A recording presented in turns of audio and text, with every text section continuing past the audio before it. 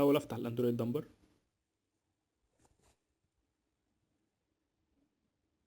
هو عندي هنا لا 3 شبكات. الانيبل دبليو بي اس انيبل فيها هي شبكه واحده. فهرجع تاني افتح الدبليو اس كونكت. والدبليو بي اس كونكت دوره ان انا هاخد منه البي اي ان، او هاخد منه مجموعه من البي اي ان. اعمل ريفريش.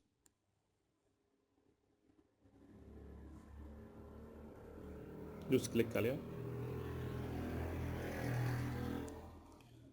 ديت مجموعه من البي اي ان.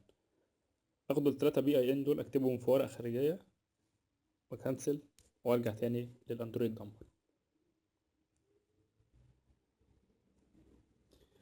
ادوس له تراي كونكت.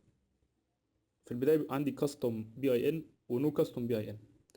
لو قلت له نو كاستم بي اي ان، هو اوريدي عنده داتا بيز من البي اي ان بتاعته، هيبدا يجرب بيها. وارد جدا تكون البي اي ان بتاع الشبكه داخل الداتا بيز ديت، وبرده وارد يكون خارجها. فانا عشان خاطر اضمن بنسبه 100% ان انا باذن الله اكون هاك للشبكه ديت، في البدايه سيبه يعمل تراي كونكت.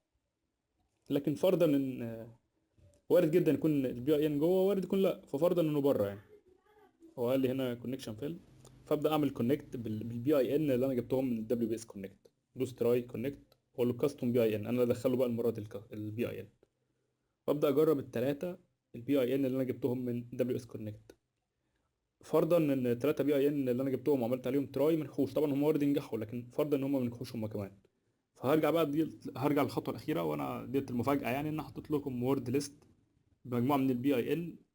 يعني ان شاء الله يكون كل الراوتر. فانا هدوس كانسل واوريكم الوورد ليست بتاعت البي اي ان. فابدا افتح الوورد ليست. دي مجموعه من البي اي ان.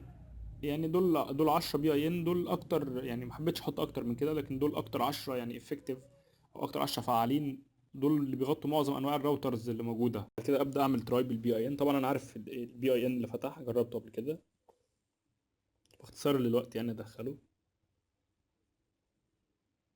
الاول اتاكد بس ان الشبكه ما كانتش مفتوحه يعني، او يعني.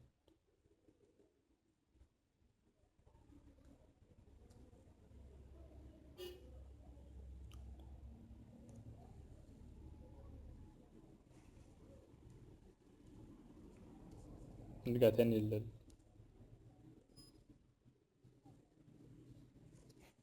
للدمبر. له تراي كونكت كاستم بي اي ان.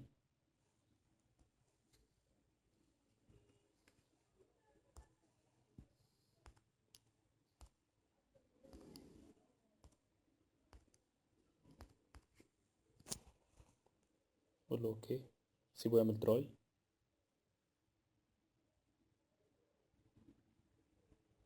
عمل لي كونكشن فيلد، لكن هو في الحقيقه عمل كونكت.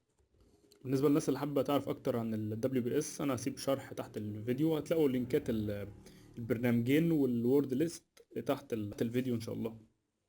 اتمنى يكون الشرح عجبكم، ومش عايز حد يزهق. جربوا ان شاء الله، معاكم 3 طرق، ان شاء الله واحده منهم تنجح، وباذن الله تفتحوا الشبكات. شكرا.